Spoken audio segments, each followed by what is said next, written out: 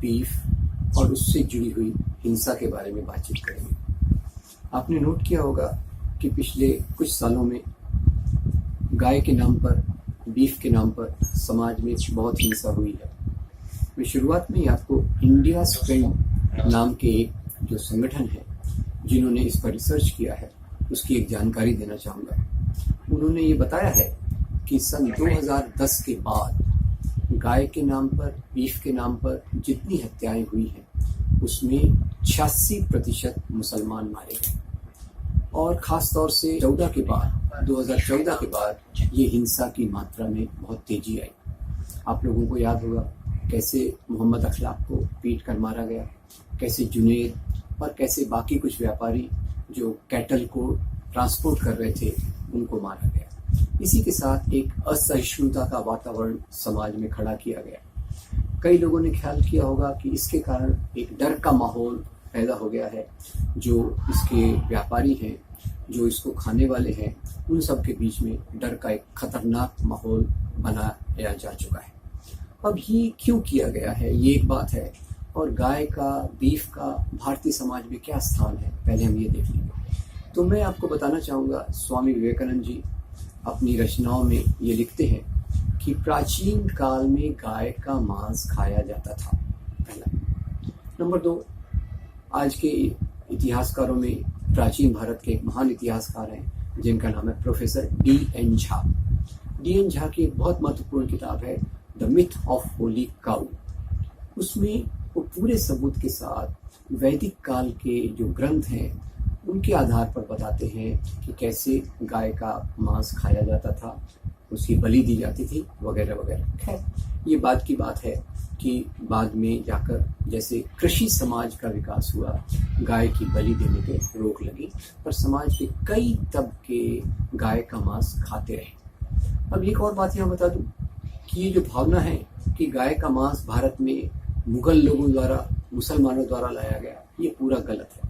इसको जो एक सिस्टमेटिक तरीका दिया था वो ब्रिटिश फौज की जो बैरक्स थी वहाँ बीफ का एक सिस्टमेटिक तरीका दिया था।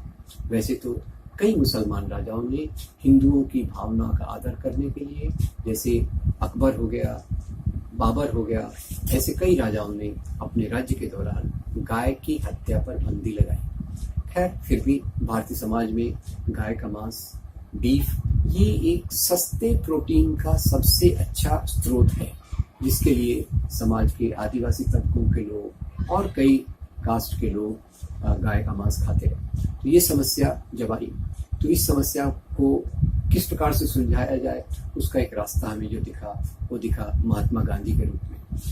ये इसलिए बता रहा हूँ कि आज़ादी के आंदोलन के दौरान कई लोगों ने गाय के मांस को, सूअर के मांस को एक मुद्दा बनाया और कई जगह पर इसके नाम पर दंगे करवाए गए। आज़ादी के आंदोलन के दौरान भी और कुछ सालों पहले हैदराबाद में और दक्षिण भारत के राज्यों में मंदिरों में बीफ को रखकर दंगे करवाने की कोशिश भी कई बार की गई। खैर, अब आते हैं महात्मा गांधी पर। महात्मा गांधी जब आज़ादी के पहले जुलाई में भारत आज़ाद होने वाला था, अगस्त में, तो जुलाई में कई नेता कांग्रेस के महात्मा गांधी के पास पहुंचे और उन्होंने कहा, बापू अब हम आज़ाद हो रहे हैं तो क्यों ना हम गाय की हत्या पर बंदी लगा दें, बीफ पर रोक लगा दें। तो इसके जवाब में गांधी जवाब देते हैं कि देखो, गाय कई हिंदुओं के लिए पवित्र है, पर ये देश केवल हिंदुओं का नहीं है। ये देश में तो सभी धर्म के लोग रहते हैं। देश की आज़ादी में सभी धर्मों के लोगों ने भाग लिया। ये देश सबका है। तो इसलिए किसी एक धर्म की एक भावना को लेकर अगर हम सरकार के माध्यम से करेंगे तो ये एक बहुत गलत बात होगी। और यही बात जो गांधी ने कही, उस समय संविधान में ये बात आई। संविधान में इसको एक फंडामेंटल राइट के रूप में नहीं रखा, एक डायरेक्टिव प्रिंसिपल के रूप में रखा कि दुधारू गाय को, दुधारी जानवरों की हत्या नहीं होनी चाहिए। वो मेरे ख्याल से एक सही बात भी है।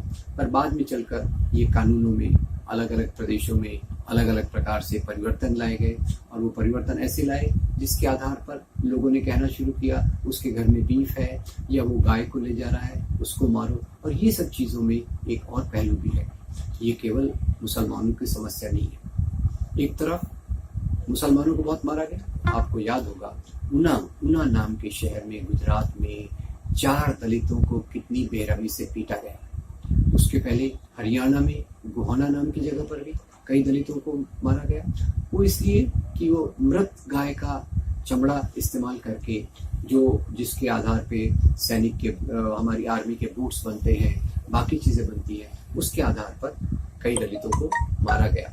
तीसरा इसमें जो आधार आपको बताना चाहता हूँ कि इस जो प्रकार का उन्माद गाय बीफ के चारों तरफ पैदा किया गया है, उसके कारण केवल मुसलमान और दलित नहीं, आज मुझे लगता है हमारी जो किसानों की आर्थिक व्यवस्था चरमरा रही है, उसमें भी इस प्रकार के उन्माद का एक भाग है।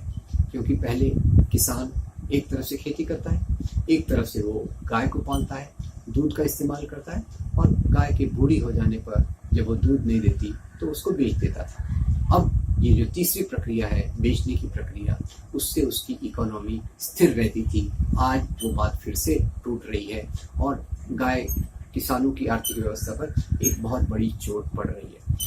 इसी के साथ ये कहना चाहूँगा कि ये मुद्दा एक भावनाओं से जो जोड़ा गया है, उसमें कई जाति प्रथा का नाम है, कई मुसलमानों को इसमें डेमोनाइज किया गया है, उनके खिलाफ नारे लगाए गए, और अंतिम बात यह है कि एक लोकतांत्रिक देश में सभी लोगों को अपनी इच्छा से खाने पीने की स्वतंत्रता होना चाहिए।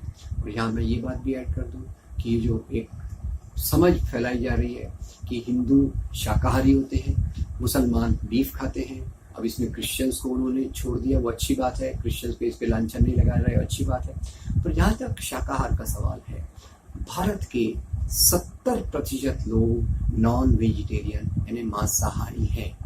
ये शाकाहार उत्तर पश्चिम भारत में ज़्यादा है और मांसाहार पूर्व भारत दक्षिण भारत में ज़्यादा है।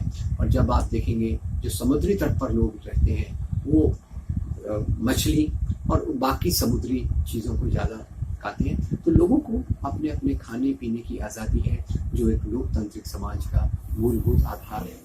गाय के मुद्दे को गौ माता के आधार पर जोड़कर अगर वास्तव में गाय की मदद करना है, तो मैं चाहूँगा कि जो लोग गाय के नाम पर राजनीति कर रहे हैं, वो राजनीति करने के बदले शहरों में, गाँव में प्लास्टिक खाते हुए जो गायें घूम रही हैं, जिनके पेट में किलो किलो प्लास्टिक जमा हो जाता है, उन गायों को एक अच्छी सुरक्षा दी जाए, उनको अच्छा खाने पीने का इंतज़ाम कराया जाए। और अंत में इतना कहना चाहूँगा कि गौशाला के नाम पर कई बीजेपी सरकारों ने, जैसे राजस्थान में गोहाना, मध्य प्रदेश में एक जगह पर उन्होंने गौशालाएं खोली, पर ये गौशालाओं का इतना दुर्व्यवहार वहाँ गायों का होता है कि एक बार राजस्थान में हिंगोनिया की एक गौशाला में सैकड़ों गायें कीचड़ में और गोबर में लिप्त पाई गई, जिससे कई गायें मृत भी हो गई। तो मैं इस बात को कहना चाहूँगा कि हमें जानवरों को, गाय को, सबके प्रति संवेदनशील रहना चाहिए, पर इन मुद्दों को भावनात्मक करके राजनीतिक रोटी सेकना ये एक बहुत खतरनाक चीज़ है, जिसका पूरा विरोध हमें करना चाहिए। और अंत में आगे हमारा रास्ता क्या है? मेरे ख्याल से आगे हमारा रास्ता वही है जो महात्मा गांधी ने बताया। क्या बताया था उन्होंने?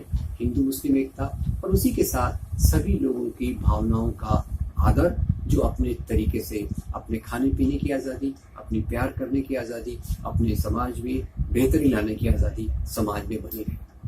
Thank you very much. धन्यवाद।